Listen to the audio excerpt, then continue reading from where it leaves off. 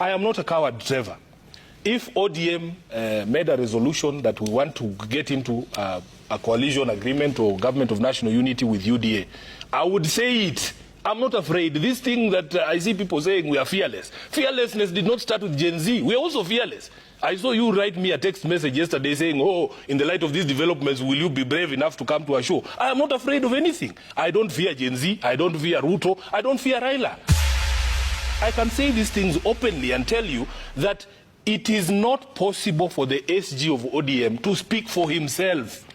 I don't speak for myself. And in fact, the day that I start speaking for myself, I should be relieved of my duties. Okay. Yeah. Yes, Indiana. Trevor, I'm just wondering, are we witnessing SG SIFUNA's political Bermuda Triangle? Is he sinking?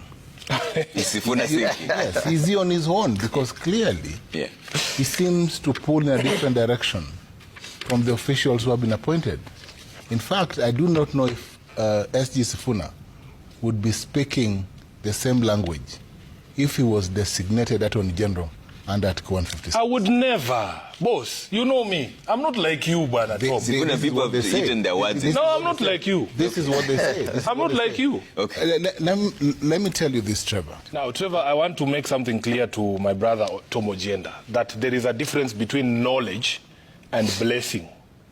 When we issued the statement that we issued 2 days ago, we said that any member of ODM who's made themselves available for joining or appointment to government would be doing that in the individual capacity and without the blessing of the party. Because as a party, if we're going to take collective responsibility for a decision, it has to be a decision that is reached at, by the party. I don't speak for myself, Trevor. And I want Ojienda to understand that by the time we get to November of this year, I will be the longest serving SG of ODM. You do not stay in that position by issuing statements that you have not consulted about or not sanctioned by any organ of the party. I don't speak for myself. When I don the cap of SG, I speak for organs of the party, decisions that have been made by organs of the party. So did we know that people were negotiating with Ruto? Yes, we knew. Was it something that was being done officially or formally through the party structures? No. Did we endorse the decision by these 4 individuals to join government? No. It is not a decision of ODM. If you are getting into a government of national unity, you will show me a document. Trevor, even the much maligned handshake between Raila Odinga and Uhuru Kenyatta, there was a document. You saw the two of them at Harambee House saying this is what we have agreed. It would have been different if when the president was announcing these names, he would have said, and by the way, I listened to his words. Even the president himself never said he consulted Raila. He never said he consulted ODM. He just said the names of the people that he has appointed, and it is his prerogative as a president. I don't speak for myself. I speak for the party. And until the day I no longer speak for the party, then I will continue speaking for the party. So what we want to say is this, Trevor. Number one, I expect that by the end of the day or before they go for vetting, we will receive resignations of these people from their positions in the party. That is my expectation, because the law is that they cannot go into cabinet as parties and members of political parties. Number two, if ODM was asked, if Raila Odinga was asked to present names of people who are capable of turning around this country and address the issues that have been raised by Gen Z, the Raila Odinga that I know will not present 4 names of all men. That one I can tell you for a fact. In fact, we have a very strong sentiment within the party. Even during meetings of the party, if you give 3 men to speak before a woman speaks, you will be in trouble. There is no way Raila presents 4 names, 2 from one region, in a party as diverse as ODM. I am telling you, this is not a decision of Raila Odinga. It is a decision made between these members and the president himself. Number 4, you would have to show me a document signed by the party leadership themselves that acknowledges or agrees that we are now going to go into a coalition with any other political party.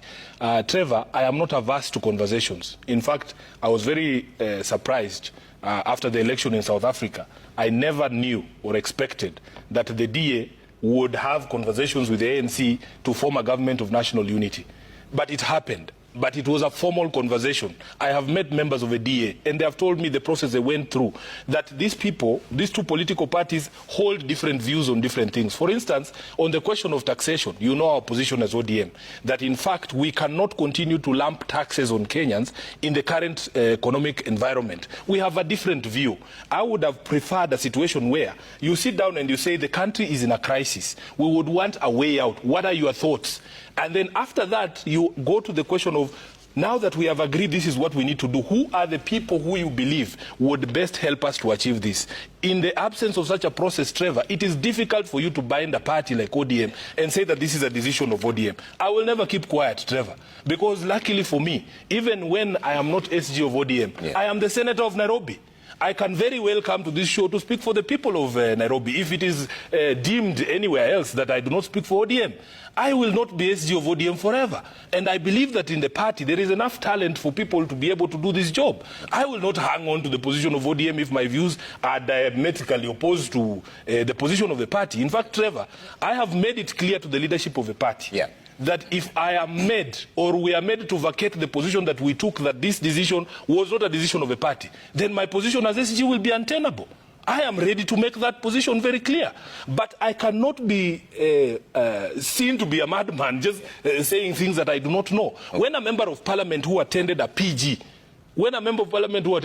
misrepresents what happened in that PG, what is supposed to happen to that member of parliament? Because the party constitution still says that I'm the spokesperson of the party. Okay. And I have never misrepresented the position of the party or misrepresented the position of any organ of ODM. Okay. So what I want to say here, Trevor, that I have lived my life. I have pledged to always be truthful to the people of Kenya, the people who elected me. I will never come here to give you a position other than a position that I believe to be true. So lastly, Trevor, you have a situation where you have 4 members of ODM in a cabinet of 22, you know? And there was a very interesting gentleman that I met during the Lekomo dialogue called David Coltart. He is currently the mayor of Bulawayo. And he was telling us a story of when they got into a government of national unity in Zimbabwe during the time of Morgan Tsvangirai and what was his name? Mugabe. And these guys, they used to be called for cabinet meetings. They are told the cabinet meeting is going to start at 10. But because they are not insiders in government, by the time they arrive at 10 for cabinet meetings, the real cabinet meeting ended at 9. And then you are just there being told, oh, your PS will brief you or whoever will brief you. I feel very bad for my chairman, John Badi, because he's a man that I respect. I don't see how he's going to have any impact in this government where he is a minority, essentially. And you are seated there with people. I was the first person, actually, to laud the president for firing his entire cabinet. I was in shock when he reappointed the same people. It is impossible for you as a member of ODM to go, for instance, for me as SG of ODM, to go and have a conversation with Kindiki about reforming the police, about accountability for the people who shot innocent protesters in the streets. Kindiki and Duale are not people you can have a conversation about these things. So in the full and grand scheme of things, I have to answer to the people of ODM because I speak for them. And when they ask me the question, SIFUNA, what do you think is going to be achieved by these 4 gentlemen in this cabinet of 22 of people who are diametrically opposed to everything that we stand for? They don't have the fiber that we have. So it would have been nice, because even for me, in that conversation, Hillary, if we had had a broad conversation, I would have had a conversation about the entire makeup of cabinet. Because you have this thing that you call the all-of-government approach. You need people who are in sync. You cannot be pulling in 2 different directions. Okay, so SG, people believe you're speaking on your own. Because you see, then who do you consult as ODM if the chairman, 2 deputy party leaders, the minority leader have all joined government? This is what I'm telling you. This is what I'm telling you. Now, the National Executive Council of ODM, or the National Executive Committee of ODM, has over 30 people. The Central Committee of ODM has over 15 people. But the leadership... That's what I'm telling you. I am also there. That's what I'm telling you. If you see, I am not a coward, Trevor. If ODM made a resolution that we want to get into a coalition agreement or government of national unity with UDA, I would say it I'm not afraid. This thing that I see people saying we are fearless. Fearlessness did not start with Gen Z. We are also fearless. I saw you write me a text message yesterday saying, oh, in the light of these developments, will you be brave enough to come to a show? I am not afraid of anything. I don't fear Gen Z. I don't fear Ruto. I don't fear Raila.